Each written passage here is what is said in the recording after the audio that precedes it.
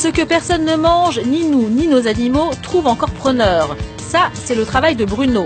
Il est directeur des abattoirs d'Ussel en Corrèze.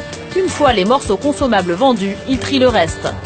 Vous voyez ces boyaux qui vont être utilisés pour faire des cordages des guitares, des violons ou autres. Voilà une des autres utilisations qu'on peut faire avec le porc. Encore une autre utilisation avec les oreilles, voilà, clandestine à la fabrication de produits cosmétiques, des masques pour les cheveux, des crèmes visage. Vous voyez, c'est ce qu'on appelle le gras, hein, c'est du gras, vous voyez. Hein. Je vous fais noter l'aspect gras et très tendre de cette partie du porc et qui eh bien, se destine à fabriquer le rouge à lèvres que ces dames utilisent grassement et qui vous permet, lorsque vous vous embrassez, d'avoir un porc entre vous. Aujourd'hui, c'est justement du gras que Bruno doit livrer à un laboratoire cosmétique. Nous n'avons pas été autorisés à filmer cette étape de la transformation du porc, mais dans cette pharmacie, la propriétaire nous confirme qu'on trouve bien du gras de porc dans les rouges à lèvres.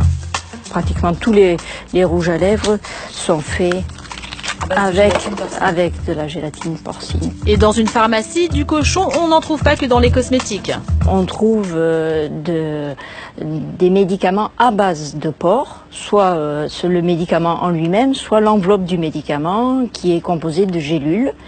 Chaque fois, comme vous pouvez le constater, on a cette pellicule est faite à base de gélatine. Si vous ne mangez pas de porc pour des raisons religieuses, pas de panique. Gabriel Elfassi est rabbin en banlieue parisienne. Il est très clair, quelle que soit la religion, quand il s'agit d'un médicament, il n'y a aucune interdiction. Toute religion qui se respecte se doit de soigner ses malades.